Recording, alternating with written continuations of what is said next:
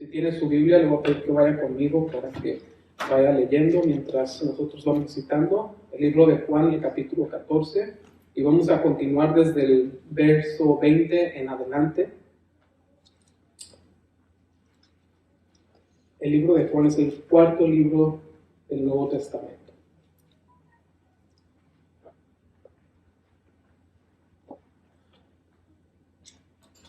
Amén. Dice el verso 20, voy a citar: En aquel día vosotros conoceréis que yo estoy en mi Padre y vosotros en mí y yo en vosotros. El que tiene mis mandamientos y los guarda, ese es el que me ama. Y el que me ama será amado por mi Padre, y yo le amaré y me manifestaré a él. Le dijo luego Judas, no el Iscariote: Señor, ¿cómo es que te manifestarás a nosotros y no al mundo? Respondió Jesús y le dijo: El que me ama, mi palabra guardará, y mi Padre le amará, y vendremos a él y haremos morada con él. El que no me ama no guarda mis palabras, y la palabra que habéis oído no es mía, sino del Padre que me envió. Os he dicho estas cosas estando con vosotros, mas el Consolador, el Espíritu Santo, a quien el Padre enviará en mi nombre, os recordará todo lo que yo os he dicho, todo lo que yo os he dicho. La paz os dejo, mi paz os doy. Yo no os la doy como el mundo la da. No se turbe vuestro corazón, ni tenga miedo. Habéis oído que yo os he dicho: voy y vengo a vosotros. Si me amaras, os habrías regocijado, porque he dicho que voy al Padre, porque el Padre mayor es que yo. Ahora os lo he dicho antes de que suceda, para que cuando suceda creáis. Vamos a leer hasta ahí. Y entonces sí vamos a dejar que el Señor interprete la palabra, y vamos a orar primeramente.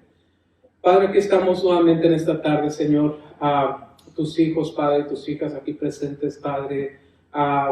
Necesitamos tu palabra, tu guianza diaria, Señor. Tú nos has llamado con un propósito, Señor. Tú has tomado, Señor, nuestras cargas en ti, mi Dios. Sobre tu espalda las has llevado, Señor. Tú has llevado nuestras peticiones, Padre. Lo único que podemos hacer es sentarnos a tus pies, Señor, y escuchar tu palabra. Gracias por involucrarte en nuestras vidas. No necesitabas involucrarte, pero te estás involucrando en nuestras vidas. Gracias por salvarnos, Señor. Gracias por la fortaleza que nos has dado, Señor. Gracias por las evidencias que nos has dado de que escuchas nuestras oraciones. Gracias, Padre, por tornar, Padre, todo el mal en bien. Gracias por tornar las cosas malas para acercarnos a ti, mi Dios. Gracias por utilizar el mal para salvar nuestras almas, Señor. Te damos gracias por todo. Espíritu Santo, interpreta las Escrituras, ya que tú eres el autor, Señor. Que toda mi forma de ver las cosas, Señor, no interrumpa con lo que tú quieres hablar, Padre. Este espacio es tuyo, mi Dios. Gracias en el nombre de Jesús. Amén.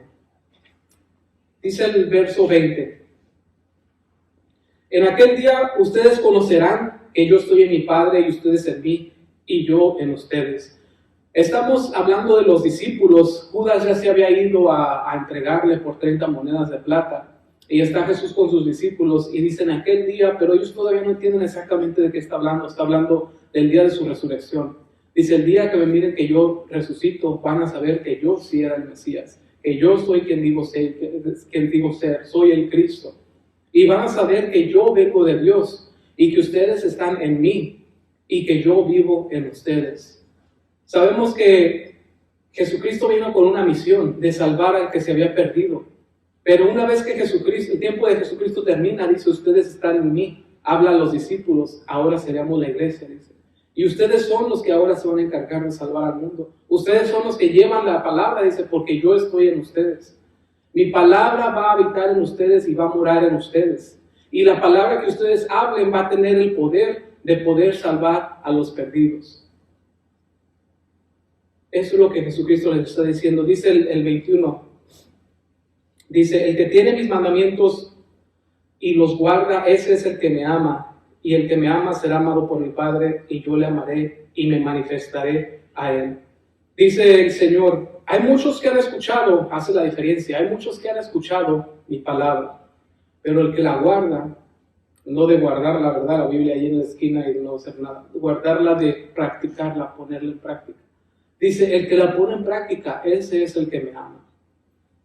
O sea que había personas que escuchaban la palabra. A veces nosotros conocemos la palabra, sabemos de las cosas de Dios, y a veces usted se puede encontrar con cristianos que tienen mucho tiempo ya en la palabra de Dios, ya tienen 2 años de cristianos, ya tienen 5, ya tienen 10, 20, toda su vida. Y a veces nosotros no queriendo, ¿verdad? Pero como a veces somos medios observadores, observamos como que no van las cosas muy bien, ¿verdad? Y nos preguntamos, ¿por qué será? Y es porque a veces nosotros pensamos que estamos caminando con Dios, pero en realidad no estamos caminando con Dios. Una cosa es saber y otra cosa es caminar con el Señor. Hay muchas personas que nacieron en el Evangelio. Me refiero a que sus papás eran cristianos, ¿verdad? Y después ellos crecieron y siguieron yendo a la iglesia, pero a veces no estamos caminando con Dios. Porque dice el Señor que el que me ama, ese guarda mis palabras, guarda mis mandamientos. Dice, y el que los guarda, yo voy a venir y me voy a manifestar a él. Muchos sabemos de él, pero a veces no le amamos. Muchos hemos caminado con él, pero no necesariamente le amamos. No ejercemos sus mandamientos. Yo he mirado, ¿verdad?, en mi persona, que cuando yo pienso, porque ya he estudiado la palabra, porque a lo mejor ya le he dado 2 o 3 vueltas, pero hay tiempos en mi vida donde yo siento que me estoy alejando de él. Y no es porque se me olvidó su palabra, es porque no estoy poniendo en práctica su palabra. Y el Señor dice algo, tiene una promesa: todo aquel que guarda mi palabra, yo me manifestaré a él. ¿Qué necesario es que Dios se manifieste en nuestras vidas? ¿Se fija que Dios no se va a manifestar a quien no guardó su palabra? Y Dios no se está manifestando a los que conocen su palabra pero no la guardan. No se está manifestando, dice, pero el que la manifiesta, yo vendré y me manifestaré. ¿Cuántos tienen necesidad de que se manifieste? Yo tengo necesidad de que Dios se manifieste en mi vida. ¿Qué es manifestar? Aparecer, representar, llegar. Yo tengo la necesidad de una manifestación de Dios en mi vida. ¿Y cómo la puedo obtener? Ahí lo dice Él, guardando su palabra. Dice, tú guárdala y nada más espera. Tú guarda mi palabra y yo voy a llegar y me voy a manifestar. Usted no va a hacer a Dios aparecer, ¿verdad? No con nada de lo que usted haga. Simplemente guarde su palabra y dice que Él se va a manifestar. A veces nosotros nos ponemos a razonar las Escrituras, ¿verdad? Conozcamos o no conozcamos lo que conozcamos de la Escritura, empezamos a razonarla y a veces pasan cosas en nuestra vida que no entendemos por qué. Y decimos, ¿por qué estoy pasando estas circunstancias si estoy creyendo en Dios? Y a veces razonamos y no tiene lógica a veces nuestra vida o nuestras circunstancias. Y decimos, ¿cómo? Y tenemos tantas preguntas. Dios, déjeme decirle, Dios no está tan interesado en contestarle sus preguntas como en manifestársele a usted. Porque cuando Dios se manifiesta, tú no tienes más preguntas. En cierta ocasión, ¿verdad? Está en el Antiguo Testamento el libro de Job. Job era un hombre muy rico. Y no sé si usted ha leído la historia, ¿verdad? Dice que tenía muchísimos camellos y vacas y borregos y muchísimos siervos y tenía varios hijos, tenía muchas propiedades. Y era un hombre extremadamente rico. Y el diablo vino y le dice a Dios, oye, ¿sabes qué? O le dice Dios, ¿de dónde vienes? Y le dice, vine de andar por el mundo.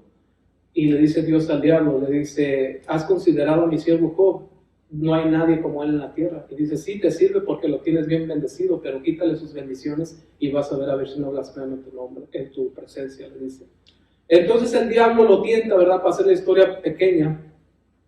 Y sus hijos mueren y su tierra, ¿verdad? Llegan ladrones y se llevan todo.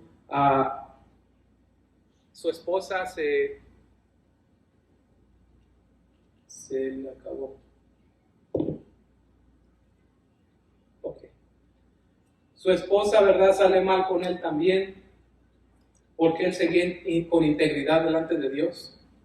Y inclusive hasta su salud. Le agarra, ¿verdad? Una lepra, no sé qué, y no se puede ni rascar. Y dice, al punto que no tiene ni paz ni cuando duerme. Dice que en la noche tenía pesadillas. Y el diablo, ¿verdad?, lo atacó tan fuerte para que blasfemara en contra de Dios. Y no blasfemó, pero lo que sí empezó a hacer es muchas preguntas. Dios, ¿por qué? ¿Por qué me pasa esto? Por si yo he caminado en mi integridad, si yo no te he faltado. Un hombre muy, muy recto. Y hay capítulos completos de cuánto Job se empieza a quejar en contra de Dios, empieza a quejarse, quejarse, quejarse. Y miramos al final del libro, ¿verdad? Que Dios no le responde ninguna de sus preguntas, pero lo que sí se le manifiesta. Y empieza a hablar con él. Y cuando Dios se manifiesta a Job, Job no tiene más preguntas. Dice, perdóname porque hablé de más. Muchísimo hablé. Ahora que dice, de oídas te había oído, pero ahora mis ojos te ven. Se había manifestado de una forma, no dice que visible, ¿verdad? Pero lo entendió, porque Dios habló a través de una de las personas que estaban ahí. Y a veces eso es lo que necesitamos. A veces no está en el razonamiento de por qué me pasan cosas o por qué solamente a mí. El diablo viene, dice en el Nuevo Testamento, ¿verdad? Que él vino y plantó una viña, ¿verdad? Buena semilla, dice, pero vino un enemigo y plantó cizaña en medio de esa viña. Ese que vino y plantó cizaña es el diablo. El diablo siempre va a venir y va a tratar de dañarte, pero cuando Dios está envuelto en tu vida, Él torna ese mal y lo convierte en un bien. Esto es lo que dice el Señor. El que guarda mis palabras, dice, yo vendré y me manifestaré a él, me manifestaré a ella. Le dijo luego Judas, no el Iscariote, Señor, ¿cómo es que te manifestarás a nosotros y no al mundo? Este Judas, ¿verdad? Tenía la visión de los judíos que sabían que el Mesías iba a venir y que el reinado del Mesías iba a ser poderoso, lo cual ahorita todavía no ha acontecido, porque es la segunda venida de Cristo. Pero dice Judas, ¿verdad? Oye, ¿no te conviene mejor manifestarte a todo el mundo para que sepan que tú eres el Mesías? Pero ¿qué es lo que le contesta el Señor? Miramos, dice, respondió Jesús y le dijo, el que me ama, mi palabra guardará y mi Padre le amará y vendremos a él y haremos morada con él. El Señor ya se había manifestado a su gente. ¿Qué dice al principio de este libro? Dice, a los suyos vino, mas los suyos no le recibieron. Pero a todo el que le recibió y al que cree en su nombre, le dio la autoridad de ser hecho hijo e hija de Dios. Dice, y estos hijos no nacen de carne y de sangre ni de voluntad humana, dice, sino de la voluntad de Dios. Está hablando de usted y de mí. Son hijos de Dios no por parentela de sangre, dice. No porque un hombre o una mujer lo deseó, sino porque la voluntad de Dios deseó que usted creciera en la familia de Dios. Ya se había manifestado a los judíos, pero ellos no le recibieron, y es lo que le está diciendo Jesucristo. Pero ustedes me van a conocer y me voy a manifestar a ustedes, a todo aquel en el que mi palabra habita, todo aquel que guarda mi mandamiento. Dice, todo aquel que me ama, mi palabra guardará y mi Padre le amará. Aquí está una promesa, ¿verdad? Usted como padre o como madre de familia, ¿qué no daría por su hijo? Así se portara mal, así no le obedeciera. ¿Usted no haría por el bienestar de su hijo? ¿Usted no haría por un porvenir para su hijo? ¿Por un futuro para su hijo? Sí, nosotros los castigamos cuando se portan mal y les damos una nalgada, pero esa nalgada viene llena de amor, viene llena de instrucción. No viene con odio, no viene con nada así. ¿Y sabe por qué usted ama a su hijo? No es porque se porta bien o porque saca puras aves. Usted ama a su hijo porque es su hijo. ¿Y sabe usted por qué Dios le ama a usted? No es porque usted se porte mal. Dios le ama a usted porque usted es su hijo y porque usted es su hija. Por eso. Dice, y mi Padre le amará y vendremos a él y haremos morada con él. El que no me ama no guarda mis palabras y la palabra que habéis oído no es mía, sino del Padre que me envió. Todavía está hablando Jesucristo en términos judíos. Dice, el que no me ama, hablando de los judíos, no guarda mis palabras, y eso que mis palabras no son mías, sino del Padre. Están en una cultura de judíos donde ellos supuestamente son el pueblo de Dios y escuchan la palabra de Dios, pero no escuchan la voz de Jesucristo ni le aman. Dice, estoy entre un pueblo que supuestamente ama a Dios, y la palabra que yo tengo es la palabra del Dios que ellos dicen tener, pero no me aman. ¿Qué más manifestación quieres? Entonces, básicamente se está guiando solamente a sus 12 discípulos, de los cuales nosotros somos descendientes. Somos la iglesia de Cristo. Dice, os he dicho estas cosas estando con vosotros, mas el Consolador, el Espíritu Santo, a quien el Padre enviará en mi nombre, os enseñará todas las cosas y os recordará todo lo que yo os he dicho. Está hablando del Espíritu Santo. La revelación del Espíritu Santo, el Espíritu Santo en usted le enseñará, le hará entender la palabra, le hará predicar la palabra. Cuando usted tiene el Espíritu Santo en usted, la palabra que utiliza ahí, ¿verdad? El Consolador, esa es la palabra paracleto griega, quiere decir que camina a un lado de usted. Y dice, y estará en ustedes para siempre. Leímos eso el domingo pasado. Y lo que hace el Espíritu Santo, les revela, les enseña, les hace entender la verdad. Y cuando hablas, habla por ti, para que lo que tú hables sea efectivo y sea verdadero. No sé si ya te ha pasado, pero cuando hablas de la palabra de Dios, si lo has intentado a alguien más, no importa si sabes mucho o poco de la palabra, pero lo que hablas es verdadero. Y lo que hablas muchas veces viene con fuego dentro de ti. Y sientes el fuego del Espíritu Santo. Y sientes que Dios está hablando a través de ti. Porque es Él el que está hablando, no eres tú el que estás hablando.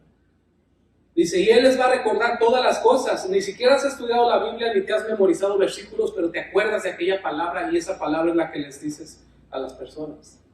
Ese es el Espíritu Santo trabajando en ti. Y no importa, no es por tu inteligencia, ni por tu preparación académica, ni por nada. Es porque Dios está hablando a través de ti.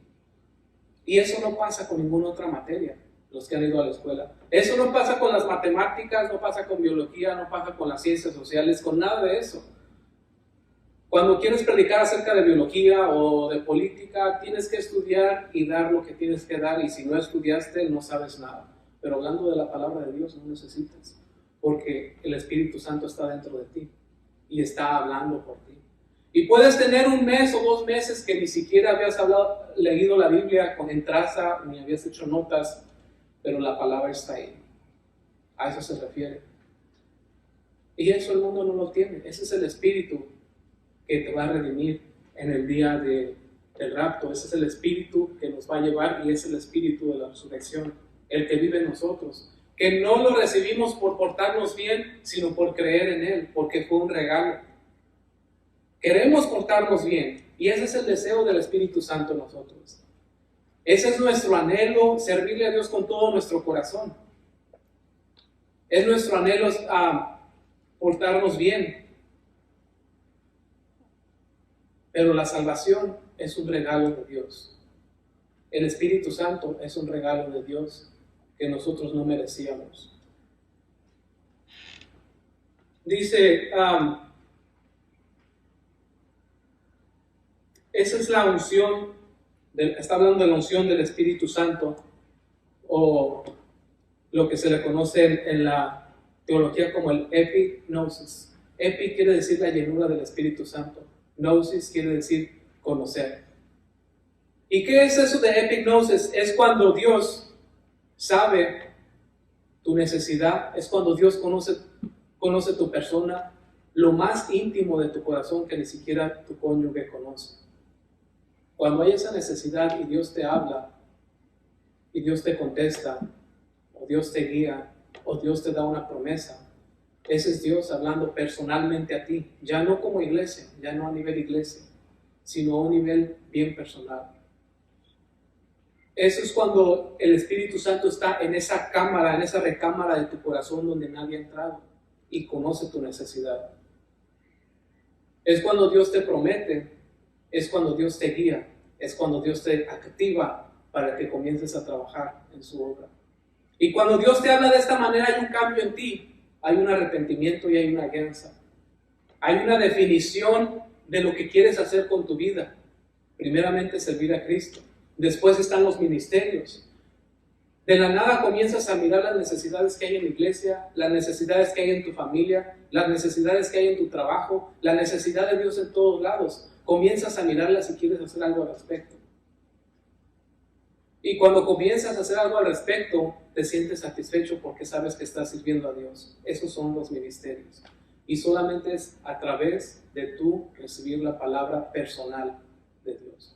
Es por eso que no todos son pastores, es por eso que no todos son cantantes, no todos tocan el piano, la guitarra, no todos limpian la iglesia, no todos oran por los demás, porque cada quien, Dios le ha hablado a lo más profundo de su corazón para que haga algo. Y cuando tú lo haces, es tan simple.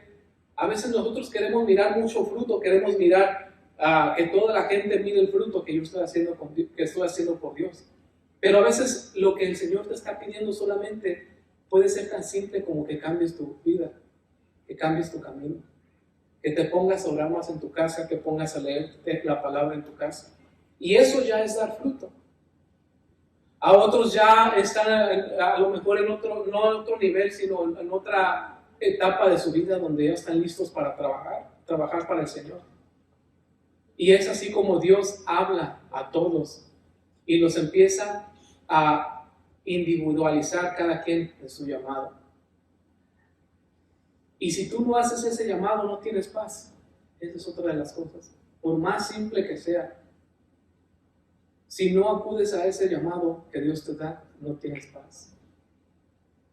Es por eso que necesitamos acudir a ese llamado, porque Jesucristo, Dios, se vuelve una necesidad en nosotros. Una necesidad que nosotros recibimos con gozo. Pero cuando tú te entregas a Dios, Él se sigue manifestando y te sigue fortaleciendo en todo lo que Él te habla. Dice el verso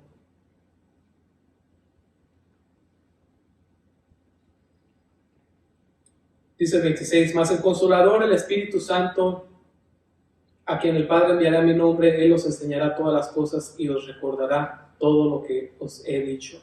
El Consolador, ¿qué quiere decir esa palabra? Quiere decir que Él es uno que intercede, uno que defiende, uno que aconseja, uno que asiste, uno que ayuda, uno que está contigo en la más difícil circunstancia o en la más dolorosa circunstancia. Cada que Dios te habla, Él siempre te guía, Él siempre te santifica. Santificar quiere decir apartar para su servicio. Cuando Dios te llama, te está dando una identidad. Yo no sé si ustedes tienen una identidad, pero yo en el mundo no tenía una identidad. Y hay muchas personas que no tienen identidad. Y como no tienen identidad, tienen que copiar de alguien más. Y es por eso que empiezan los trends o la forma de la gente de ser. Y todos hacen lo mismo, por falta de identidad. No tienen un propósito en su vida. Tienen que ser semejantes a alguien más que ellos admiran. Pero cuando sirves a Dios, tú tienes tu propia identidad. Lo que el Espíritu Santo te habló a ti personalmente, esa es tu identidad. Ese es tu llamado. Ese es tu propósito en esta vida.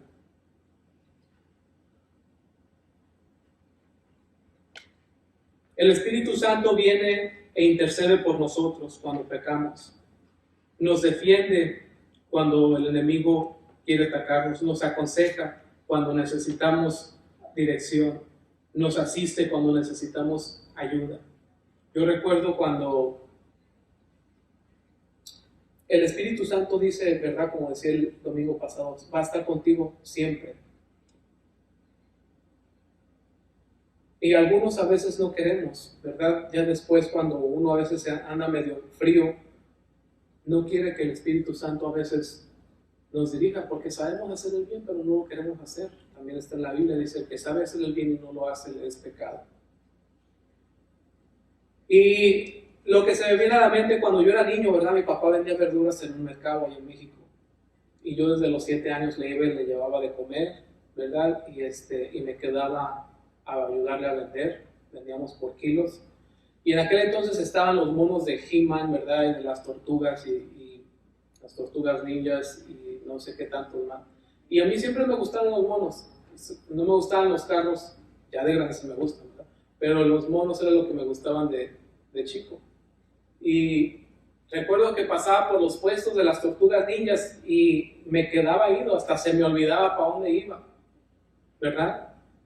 Y muchas veces me andaba hasta perdiendo por seguir los puestos y ya no me acordaba para dónde es.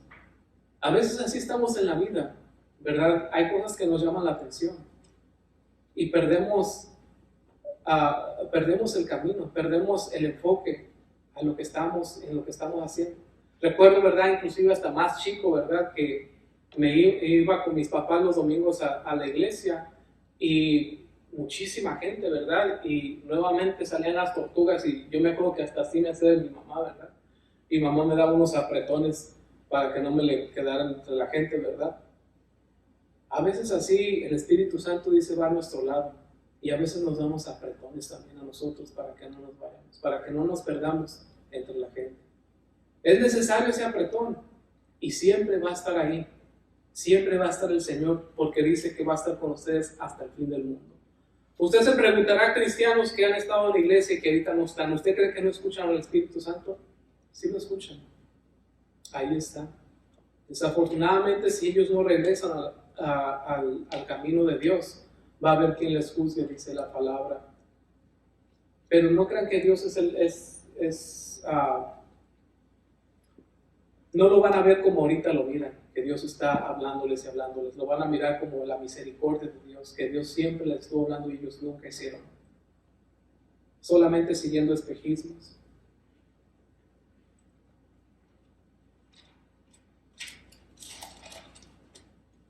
Dice, os he dicho estas cosas, el 27. La paz os dejo, mi paz os doy, yo no os la doy como el mundo la da. No se turbe vuestro corazón, ni tengan miedo. Jesucristo está hablando en primer lugar en la paz posicional entre el Padre y Él. Sabía que cuando el género humano a través de Adán pecaron, se consideraron enemigos de Dios, porque Dios es santo en su naturaleza. Y si Dios es santo y justo, tiene que condenar al pecado, porque un pecado es una transgresión en contra de una ley. Cuando usted peca, lo que está si usted analiza un poco simplemente los 10 mandamientos, usted va a ver que hay mucha sabiduría ahí. Si usted tuviera hijos y los iba a dejar solos, les iba a dejar un mínimo de reglas para que las llevaran, y esas reglas no iban a ser para beneficiarse usted solo, sino para que se beneficiaran ellos mismos. Entonces, nuestra enemistad con Dios terminó a través de Jesucristo. Dice, mi paz os dejo, esa paz que Él tiene con el Padre, mi paz les doy, para que no estemos en enemistad con Dios. Y no solamente esa paz, sino la paz a través de la tribulación. Es algo que experimentamos los cristianos. Porque la gente del mundo dice, no les doy la paz como el mundo se las da. ¿Saben quién les da la paz al mundo? El trabajo, el dinero, la posición, su portfolio, las aseguranzas. Cuando tienes aseguranza de vida y tienes aseguranza en tu casa, te duermes a gusto, ¿no? Si no tuviera aseguranza tu casa, a lo mejor no dormías tan a gusto. Si tuvieras dinero en el banco o en la market de Nueva York y cayera la bolsa, a lo mejor no vas a estar tan contento tampoco. El mundo te da cierta paz, pero te cobra por ella. ¿Y qué pasa por todos aquellos que no pueden comprar la paz del mundo? Dice el Señor, yo no les doy la paz como el mundo la da. Porque en el momento en el que prende fuego la casa, toda tu inversión de toda tu vida, si no tenías aseguranza, claro que tienes aseguranza, ¿verdad? Pero vamos a suponer, ¿cómo ibas a estar? En el momento en que te chocan tu carro nuevo, si no tuvieras aseguranza, ¿cómo ibas a estar? En el momento en que te corren de tu trabajo, teniendo un pago altísimo, ¿cómo vas a estar? Pero dice el Señor que Él no nos da la paz como el mundo la da. Él te garantiza que tienes paz aún estando dentro de la tribulación. Y Él tiene cuidado de nosotros, dice en su palabra, ¿verdad? Que Él sabe de las cosas que tú tienes necesidad. Pero dice, ustedes ocúpense solamente del reino de Dios y yo voy a suplir todas las cosas que ustedes necesitan.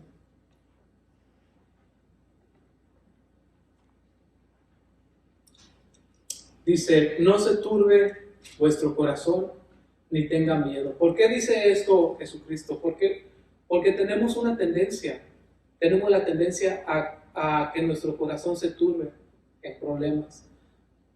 Y dice, no dejen que su corazón se turbe, no dejen que su corazón tenga miedo. Crean en mí. ¿Por qué les tiene que decir que no dejen? Porque tenemos esa tendencia, que pasan las cosas mal, las circunstancias de nuestra vida mal, y nosotros empezamos a preocuparnos, nosotros empezamos a tomar decisiones, a veces sin consultar al Señor. Y eso es algo que tenemos que siempre tener en mente. Es algo en lo que yo he fallado muchísimo, que a veces, por más que sepas acerca de algo, cuando vienen problemas siempre tenemos que ponernos en las manos de Dios, para que Él nos dé la salida, para que Él nos dé la dirección, inclusive hasta nuestro propio trabajo, en nuestro hogar. Dice, habéis oído que yo os he dicho, vengo a vosotros, si me amares os habréis regocijado, porque he dicho que voy al Padre, porque el Padre mayor es que yo. Y ahora lo he dicho antes de que suceda, para que cuando suceda creáis. Está hablando, ¿verdad?, de que después de que resucite, dicen, ellos no sabían que esa noche iba a morir. Iba a ser entregado. Y que en esos días, ¿verdad?, iba a ser lo último que ellos iban a escuchar de Él. Pero les dice eso para que crean por lo que iba a acontecer en el siguiente día. Ya habíamos tenido una clase acerca de esto, de que Dios nos había prevenido para que no tuvieran miedo. Dice, no hablaré ya mucho con vosotros porque viene el príncipe de este mundo y él nada tiene en mí. Está hablando de el diablo, ¿verdad? El diablo es el príncipe de este mundo. A él le fue dada la autoridad, fue entregada por Adán. Dios le había dado toda autoridad a Adán, pero cuando Adán cedió a la oferta de Satanás, entregó el dominio del mundo a Satanás. Y ahora es él el que está en el control del mundo, pero hasta que venga el reinado de Jesucristo en el milenio. Dice, mas para que el mundo conozca que amo al Padre y como el Padre me mandó, así hago. Dice Jesucristo, está hablando de la salvación, dice, para que el mundo sepa que yo amo al Padre, voy a cumplir su mandamiento. Así hago, se refiere a nuestra salvación. O sea que Jesucristo predicó con el ejemplo, dice, empezó diciendo al principio, ¿verdad? Todo aquel que me ama, guarda mis mandamientos. El que guarda mis mandamientos es el que me ama. Entonces Él está diciendo aquí, para que ustedes sepan y el mundo sepan que yo amo al Padre, yo voy a guardar sus mandamientos. Eso mismo estoy haciendo, se refiere a ir a la cruz y a guardar la palabra de Dios. Lo que Dios nos está prometiendo aquí, a través de la fe, no es que no vas a pasar por problemas, no es que no vas a pasar dificultades, sino que vas a tener la fortaleza de superar las dificultades. Eso es lo que el mundo no puede hacer. No sé si recuerdan la recesión del 2008. No sé los que estuvieron aquí. Vino muy muy fuerte y la industria en la que yo trabajo, ¿verdad? Y las casas, todo eso se deshizo. Los matrimonios se deshicieron. Muchas cosas feas, ¿verdad? Mucha gente se suicidaba en aquel entonces. Y era por lo que el mundo, ¿verdad? Por lo que estaba pasando en el mundo. Y cuando uno no tiene la paz de Dios, uno hace lo que el mundo hace. Como el mundo reacciona, así es como uno reacciona, pero cuando tenemos la palabra de Dios, tenemos paz. Podemos estar pasando por cosas muy difíciles, pero tenemos la paz de Dios y tenemos la promesa de Dios y tenemos al Espíritu Santo que nos guía en todo lo que tenemos que hacer. Vamos a orar. Padre, te damos gracias por tu palabra, Señor. Enséñanos a confiar en ti, Señor, a esperar en ti siempre. Padre, queremos pedirte por las circunstancias alrededor de nuestras vidas, Señor, nuestros trabajos, nuestras familias, todo lo que tú has ordenado, Señor, para que viviera al lado de nosotros. Las circunstancias que a veces nos afectan, las circunstancias, Señor, en las que a través de tu soberanía, Señor, nos has puesto a vivir, Señor. Enséñanos a vivir confiados en ti, a no dejar que nuestro corazón tenga miedo, a no dejar que nuestro corazón sea atribulado, Señor, por las cosas que hay alrededor. A saber que, como dijiste, Señor, en tu palabra anteriormente, que no nos dejarías huérfanos, sino que suplirías nuestra necesidad de vivir, Señor. Te pedimos que continúes, Señor, hablando nuestras vidas, que pueda salir de nosotros adoración hacia ti, Señor. Enséñanos lo que tú quieres que hagamos, Señor. Danos una identidad en ti, Señor. Danos una identidad, danos un llamado. Danos un ministerio, Señor, para que podamos servirte, Padre, y regocijarnos en el servicio a ti. Te pido, Señor, por tus hijos aquí presentes, Padre, que los bendigas en su hogar, los bendigas, Padre, en sus trabajos, los bendigas en todo lo que ellos pongan por obra, Padre. Quiero pedirte por la necesidad de cada uno, Señor, la necesidad de sus corazones. Tu palabra dice, Señor, que nos gocemos en Dios y tú concederás las peticiones de los corazones. Te pido por todos los aquí presentes y los que nos escuchan en las redes, Señor, que bendiga sus vidas, Padre. Todo aquel que ha buscado primeramente el reino de Dios, Padre, que añadas lo que tú has prometido que vas a añadir en sus vidas. En el nombre de Jesús te lo pido.